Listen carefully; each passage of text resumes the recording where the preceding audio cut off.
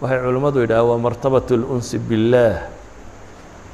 الاطمئنان إليه والفرح بعبوديته waa heer uu qofku ilaahay weheshado ka soo gudub cabsidii ka soo gudub xishoodkii wuxuu joogaa xad uu rabbigii weheshado weheshigu waa maxay waa ilaahay agtiisa buu muطma'in ku noqonaya markuu rabbigii la munaajoonayo ama uu la xidhiidhayo markaas buu yahay marka uu ugu degan yahay marka aanad mansiladan gaadhin cibaadadu culays bay kugu tahay inagu waxaan idhaha war salaadda inaga saara inaga rida waa meel aad ka sii cararayso ama qofku marka uu marxaladan gaadho ilaahay subxaanaه wa tacaala munaajaadkiisa dhadhan u samaynaya waa sababta ay dadka ilaahay ku xidhan habeenkii u kacaanay habeen oo dhan u taagan yihin hurdada wuxuu ka jecel yahay inuu rabbigii munaajaata la sameeyo noloshiisu waxay noqonaysaa mid rabbigii ku xidhan wuxuu ahaanayaa mid wardiga iyo dikriga iyo cibaadada ka hela iطmi'naanka dadku markaanay martabadan joogin sheekada iyo warkay ka helaan hadduu in yar qur-aan akhriyo waaba cidhiidhi nusa saac hadduu masaajidka fadhiyana wuxuu odhanayaa maantoo dhan masaajidka iska fadhiyey nusa saac buu ku jiray laakiin nusa saacaasi wuu badan yahay laakiin maantoo dhan hadduu maqaaxida fadhiyo in waxba ka lumeyn ma rumaysna hadduu 3 saacadood TV-ga daawado in waxba ka lumeyn ma rumaysna waayo yansharix maca dalik waxaanu baranin weli inuu ilaahay subxaanaه wa tacaala agtiisa ku xasilo waxaanu baranin weli alunsu maca allaah ilaahay inuu weheshado la hadalkiisa iyo cibaadadiisa iyo dikrigiisa iyo weynayntiisa waxay naftiisu weli mustariix ku tahay sheekada bini aadamka warka la dalda war aan waxba ka faa'iideyn mid aakhiriya mid adduunta hore kuu sheegaynin ayaa maanta oo dhan la wadaya ama shaqa aan waxba ka soo baxaynin idan marxalada tani waxay yidhaahdaan moxamed ibnu nadr alxaariثi ayaa wuxuu markuu dadka u yimaado cidhiidhi dareemi jiray bay yidhaahdeen markaasaa abu usama nin la yidhahdaa wuxuu ku yidhi kaannaka takrah an tu'ta waxaad mooddaa inaad necbaysanaysaba in laguu yimaado haa buu yidhi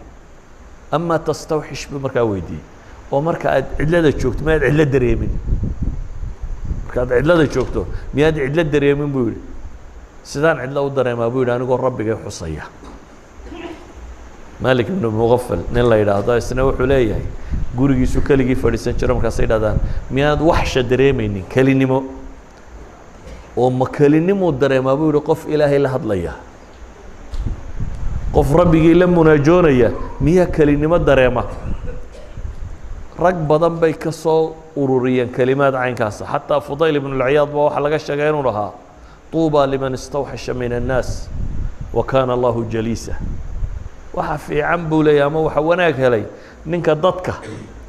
istayxaashka ka qaada dadka la joogiisa aan macaansanin ee ilaahay subxaanaه wa tacaala la joogiisa macaansada laakiin culamadu waxay dhaha martabadan waxaa ka sarraysa martabadii ambiyaadka oo ah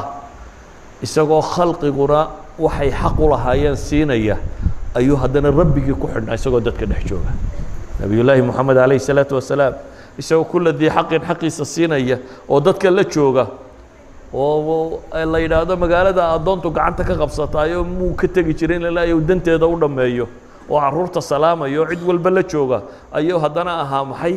mid aanu go-in xidhiidhka uu rabbigii la leeyahay saa daraaddeed baa xadiidka tirmidi abu daawud bay warinayaan cabdillahi bni cumar wuxuu leeyahay nebiga calayhi الsalaatu wasalaam fadhiga uu nala fadhiisto mararka qaarkood 100 jeer baanu ka tirin jirnay isagoo leh rabbi اغfir lii watub calaya innaka anta الtawaab الraxiim ilaahu dembigayga dhaaf oo toobadda iga aqbal adigaa ah الtawaab الraxiime isla markaa xadiidka kale saxiixu muslimka oo kale inii la astagfir اllaha fi اlyowmi 100 mara ilaahay subxaanaه wa tacaala bool macnaheedu waa maxay isagoo nebigu dadka la fadhiya oo dadka la jooga ayuu weli isagu ilaahay xusi jiray halka ay dadka culimadaynu ka soo naqlinaya ay rabeen inay gaar u baxaan oo maxay soomaalidu maxay dhahdaan ninkaas waa iska buuragal ama waa zaahid ama waa dadku ka go-ay nacam dadka dembigooda markuu u taag waayo iskaga go-ay laakiin kaa waxa ka sii fiican ka dadkana la jooga wixiina qabanaya laakiin aan dadka ku milmaynin isagoo dadka la jooga wardinaya isagoo dadka la jooga ilaahay ku xidhan isagoo dadka la jooga aan aqbalayn inuu xumo dhegaysto isagoo dadka la jooga wanaag u samaynaya kaasaa ka sii sarreeya marka uu nebigu gaarkiisa u baxana dee ilaahay buu ku xidhmi jiray maalan salaada caadiga markuu tukanayo wuxuu ilaalin jiray dadka xaajada qaba yacni jamaacada muslimiinta waxaa imanaya qof weyn waxaa imanaya qof daciifa waxaa imanaya qof buka waxaa imanaya qof dan loo degdegaya in lagu daaliyo markaa maaha faradka caadiga ah haddaad dee wada dhalinyaro wada xooggantihiin oo idinku gaar isugu baxdeen waa taas waa intaa doontaanba ka dhigan kartaa laakiin masaajidda caamka ah ee dadka tirada badan la joogaan dadka in xoog loo daaliyo maaha laakiin nebigu muxuu samayn jiray markuu isagu tiisa gaarkaa u baxo ayuu salaad dheer tukan jiray innaga waa cagsiga waxaa laga yaabaa faralka in la yaro dheereeyo laakiin sunna in faatixadu unaad ku tukato ama birabbinaaska ugu dheereeya u akhriyo waa cagsiga waxay ahayd tanbaad xor tahay sunnada cidna adigaa naftaada aamir u ah adigaa xor ah saa daraaddeed bu ibnu mascuud baa wuxuu leeyahy xadiis saxiixayn ku yaalla nebiga calayhi salaatu wasalaam oo habeen tukanaya ayaan sidhi buu yidhi war nebiga iskaga xidho dabeetana waa taagnidiiba wuu ka bixi waayey buu yidhi xataa hamamtu biamri suu'in buu leeyay ibnu mascuud ilaa aan ku hamiyey arrin xun markaasay dhahaan waa maxay arrinka xun aad ku hamiday waxaan ku hamiyey buu yidhi nebigoo taagan inaan iska fadhiista anugu waa arrin xun buu tilmaamaya inaan nebi moxamed calayhi salaatu wasalaam oo taagan anigu fadhiisto idan nebigu dhadhan bay u samaynaysay markuu kelidiisa noqdo xudayfa ibnulyamaan baa wuxuu leeyahay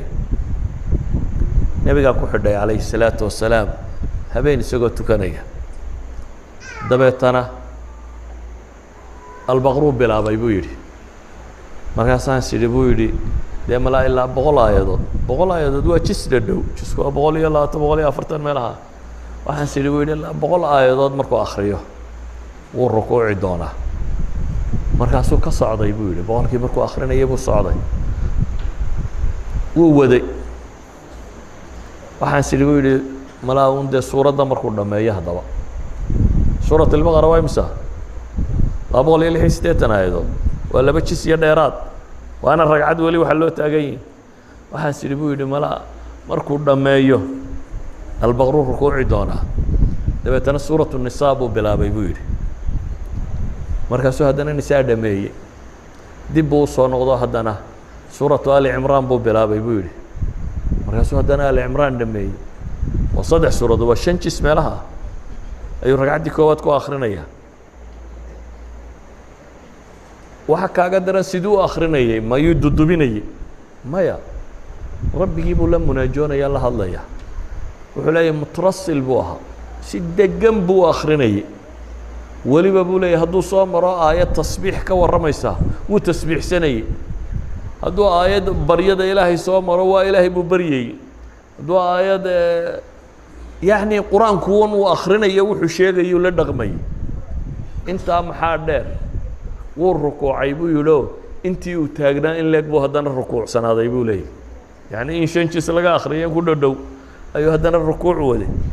wuu soo toosay buu leeyo intii in leeg buu haddana taagnaayo ilaahay baryayey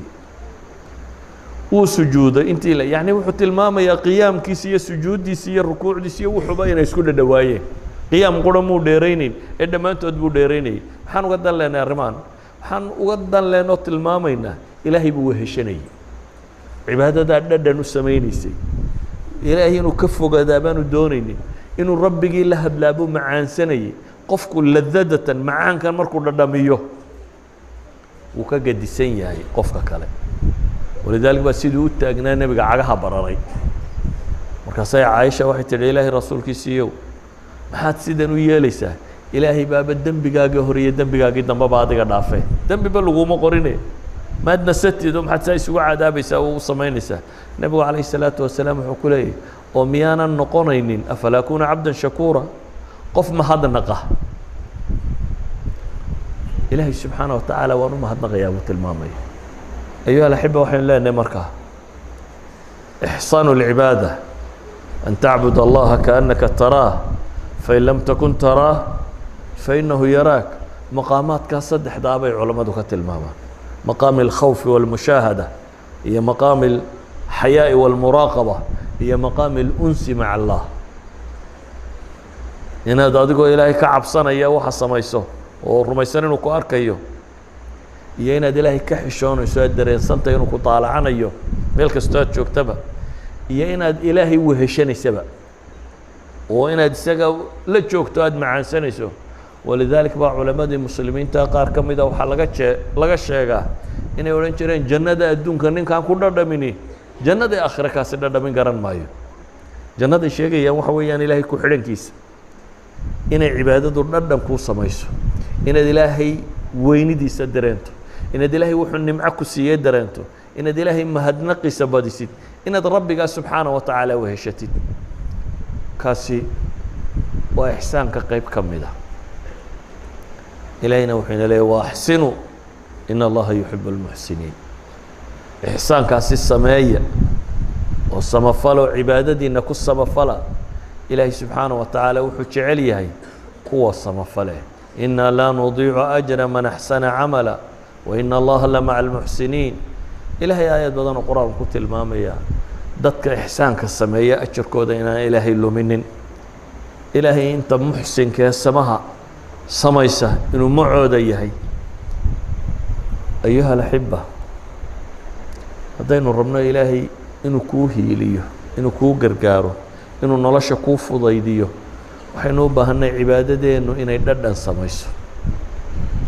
cibaadadeennu inay dhadhan samayso. hadduu qofku noocaan noqdo acmaashiisa inta soo hadhaana waxay noqonaysaa miduu ku ixsaan samaynayo,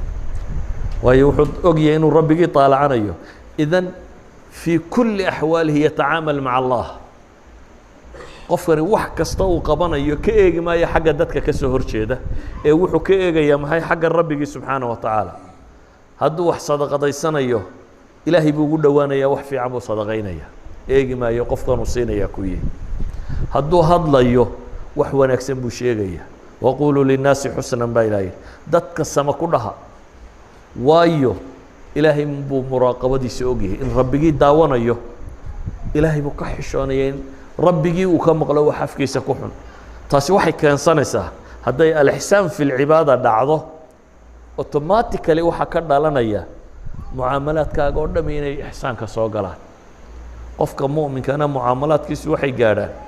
xadiidkii saxiixa ahaa ee muslim soo saaray shadaad ibnu aws inuu nebigu leeyahy calayhi الsalaatu wasalaam markuu wax kaloo dhan sheegayba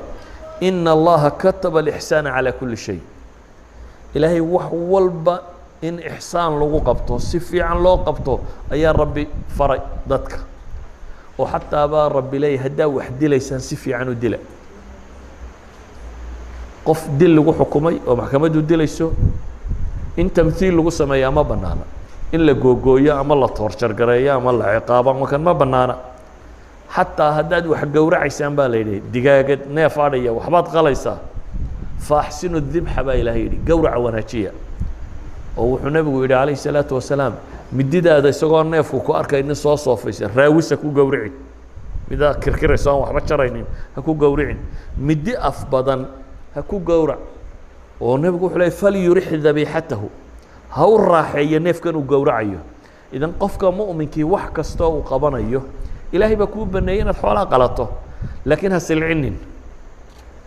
sida ugu fudud ee naftu uga bixi karto u gowrac baa layna faraya. haddii ay markaa dhabowdo inaynu ixsaanka cibaadada a samaynayno, waxa dhaboobaya ixsaankii layna faray oo dhan ee kale inuu dhab noqdo. oo maxaa ka mid ah in waalidkii loo samafalo. addaa'ira lula kuugu dhow waa waalidka in loo samafalo adigoo ilaahay ka cabsanaya subxaanaه wa tacaala. daa'irada labaad ku xiga dawi lqurba, qur-aanku wuxuu tilmaamayaa qaraabada in loo samafalo. daa'irada taa ku xigta kasii agdhadhow mujtamaca intiisa daciifka ah, alyataama walmasaakiin iyo walfuqaraa iyo wixii la mid ah in loo samafalo. daa'irada kaa kasii durugsan muslimka cumuuman in loo samafalo daa'irada taa ka durugsan mukhaalifka qofka ah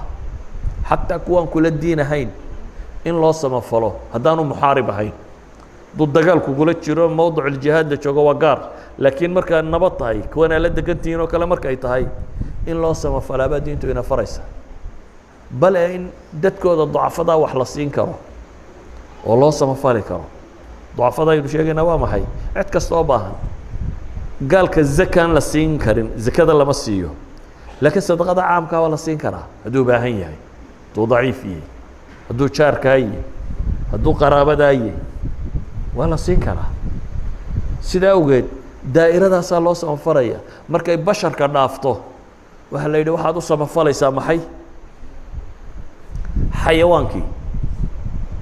oo nebigu calayhi salaatu wasalaam wuxuu tilmaamayaa qof dumar ah ayaa naarta ku gashay bisad mukulaal bisad mukulaal bay qof dumari naar ku gashay dabeetana nebigu wuxuu yidhi way xidhay oo waxay cuntana may siinin manay sii daynin dhulkeeda deh u arsaaq tagtee markaa bisad bay toorjar garaysay halkaa bisa ay xidhay kuwa dadka qadinaya maxaad u malaysa inta meesha ku xidhaa nafta isugu keenaya haddii bisaas la isku cadaabayo cagsigeeda wuxuu nebigu yidhi calayhi salaatu wasalaam nin riwaayaadka qaarkoodna gabadhba kusoo arortay zaaniyada ama xun ayaa iyadoo haraadan kusoo baxday ceel biyood dabeetana way ku dhaadhacday way ka soo cabtay markay soo baxday ay waxay dabadda ugu timi ey ciidda cunayo haraad daraaddeed haraadan waasay tihi kan wixii hayo kala haya dabeetana dib ba ugu noqoto khufkeedii muuqu waa bahladan khufka ee cagta la geliyo mid ka mid ay intay biyihii dartay afka ku soo qaadday dabeetana waxay soo kortay meeshii way ka soo baxday way waraabisay nebigu wuxuu leeyahy calayhi salaatu wasalaam ilaahay baa uga mahadnaqay ficilkeeda ay samaysay oo dembigeedii dhaafay lacallaha qad taabat laakiin xadiisku sidaasuu tilmaamaya maxaan uga dan leenay qofku ixsaanku markiisa koowaad si kastoo aad u ixsaan fasho shareecadu way ku dhawaaqday qur-aanka ku soo arooray waalid ixsaanfalkii jaar ixsaanfalkii qaraabo ixsaanfalkeed qur-aan badan baa ku soo aroray nusuus badan oo axaadiisa ku soo aroray in badan baa culammadu idinka warantaa laakiin waxaasoo dhami waxaynu leenahay waxay ka ratibmaan oo sida ugu fiican loo sameeyaa markuu qofku rabbigii ku xidhan yahay ee acmaashan uu qabanayo uu ka dhex arkaya rabbigii cidduu la macaamulaya ay tahay ilaahay subxaanahu watacaala hadduu khalqiga u samafalayo xishooduu ilaahay ka xishoonayo cabsi uu cadaabkiisa ka baqayo aragti ilaahay uu mahad celinayo nicmada uu siiyey inuu uga abaalmariyo waxaasoo dhan ilaahay dartii buu u wadaa sida awgeed buu nebigu calayhi salaatu wasalaam wuxuu inoo tilmaamayaa wax waloo camalo aynu samayno towxiidkaa lagu ixsaan sameeyaa oo si fiican ilaahay loo qiraa nebigiisana si fiican loo raacaa loo weyneeya salaadaa lagu ixsaan sameeyaa oo si qurux badan le loo tukadaa oo ilaahay lagu xidhmaa soonkaa lagu ixsaan sameeyaa oo waatii lagu yidhaha dagaalamin kana samaynin waa lagu ixsaan sameeyaa maxaa la yidhaha xajkaa lagu ixsaan sameeyaa oo qofka xaja falam yarfuth walam yafsuq buu nebigu leeyahy aana afxumo iyo faasiqnimo midna ka soo bixinin xajkaa wuxuu ka soo noqdaa baa la yidhi ka yowmi waladatu ummu sidii maantii hooyadii dhashay isagoo dembi mulukkaa waxaasoo acmaali waxay sheegayaan inaynu ku samafallo waxa aynu samaynayno o dhan waxaan u malaynayaa waktigii salaadda waa gaadhi sida awgeed waxaynu leenahay qur-aanku alfaadaa tirada badan leh ku soo aroortay ee ixsaanka ka warramaysa dhammaantood waxa ay sheegayaan qofka muslimka ahi inuu samafalo cid walba uu samafalo shaqaalaha kuu shaqaynaya ha noqoto yani nebigu wuxuu tilmaamaya qofka shaqaalaha war dhididkiisu intaanu ingegin wixiisa siiya buu nebigu yidhi calayh isalaatu wasalaam ha meermeerinin ka weecweecinin hore wixiisa u sii qofka mu'minka ahi xaaraanta ka dhowrsigeeda ayuu ku samafalaya dawaataynu nidhi wuxuu ka xishoonayaa waxaan ilaahay subxaanahu wa tacaala raalli ka ahayn inuu sameeyaabuu ka xishoonaya sida awgeed ayuu wuxuu isku dayayaa wax walba ilaahay baa dayna le wadaruu ظaahira اlإثmi وbaطinah in الadiina yaksibuuna اlإثma sayujزawna bima kanuu yaqtarifuun waxaan kusoo koobaya markaa cabsida ilaahay subxaanaه wa tacaala qofka hadday gasho rumaysto inuu ilaahay uu arkayo waxa kale oo dhami way hagaagaan waxay culamada taariikh wariyaan cumar bin اlkhadaab waktigii uu amiiru اlmu'miniinka ahaa buu habeenkii intuu ninka haysto ayuu wuxuu soo mari jiray xaafadaha iyo dadka oo wuxuu eegi jiray bal cid cabanaysa wax dhiboo jira kormeer habeen buu soo socday dabeetana wuxuu maqlay xaafad inan iyo hooyadeeda wada hadlaya islaanta waxay tidhi nacaanihii biyaa ma ku dartay nacaanihii suuqa aroorta la geynayey ayay islaantu rabtaa in la badxo biyo lagu daro markaase inantay waxay tidhi hooye cumar baa mamnuucay oo yidhi lama ogola caanaha in biyo lagu daro islaantii baa waxay tidhi ina amiiru اlmuuminiina laa yaraaka اlآan laa yaraaki اlآan amiiru اlmuuminiinku dee hadda ku arki maayee tire shaqada inoo qabo amiiru اlmuuminiinku hadda ina arki maayee shaqada qabo bay tidhi inantii baa waxay tidhi إida kaana amiiru اlmuuminiina laa yaraana faina rabu amiiru اlmu'miniina yaraana haddaan madaxweynuhu ina arkaynin amiiru اlmuuminiinka rabbigii baa ina arkaya bay tidhi ilaahay baa ina arkaya sidaa awgeed ma suurtagala bay tidhi inaan markuu amiirulmuuminiinku ama ilaahay marka dadku joogaanna inaan ateeco markaan keli u baxana inaan caasiya suurtagal maaha marka dadku ay arkayaanna inaan ilaahay ka cabsado aanan caanaa badxin marka aan gaar u baxana inaan wax badxa suurtagal maaha waxay yidhaahdaan cumar baa guriga albaabkiisii buu calaamadiyey dabeetana waraysi buu doonay wareerkaasi waa kuwama reerkii baa loo sheegay inantii baa looga warramay inantaa miyaa la qabaa may inamadiisiiba isugu yeedhay dabeetana wuxuu ihi waryaadhe anigu nin weynoo da-aano hadda dumar warkood ma hadal hayo laakiin haddaa cid un guursanaysaan reerkaa inanta joogtaa waa inan ilaahay ka cabsanaysee warardoo taa guursada inamadiisii mid ka mida baa guursaday waxay idhahdaan waa cidduu ka tafiirmay bay idhahdaan cumar bin cabdilcaziiz amiiru lmuuminiinkii cadaaladda badnaa ee iyaga ka dambeeyey waa tafiirtii gabadhaa yar baa la idhahdaa oo habeenkaa dhegaysanayey cumar bin khadaab waxaynu uga dan leenahay haddii uu qofku ilaahay cabsidiisu ku waaweynaato oo uu cibaadadiisa ixsaan ula yimaado cibaadadaasa waxay keensanaysaa inay xumaha kale o dhan ka reebto iyadaa keensanaysa hadday salaadiisu dhab noqoto uu rabbigii habeenkii ku xidhmo waxay idhahdaan markii wakhtiyadii hore nin baa ayaa qola saxaabi yidhahdaa ninka hebel habeenkiina salaaduu tukadaa maalintiina waxbuu yaro qaadqaadaa nebigoo maqlaya calayh isalaatu wasalaam markaasuu nebigu wuxuu ku yidhi sidaa aad sheegaysaan hadday jirto ina salaatuhu satanhaaha buu nebigu yidhi salaadiisaa ka reebi doonta yani war kale uma baahnaa hadduu nin habeenkii intuu istaagan yahay oo rabbigii ku xidhma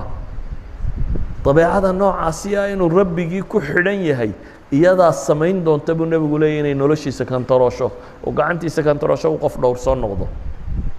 daba ayuha alaxiba waxaan leenahay meel kasta aad joogtaan ilaahay ku xidhma ku xidhnaantaynu ilaahay ku xidhanayna xidhnaan dhadhan samaynaysa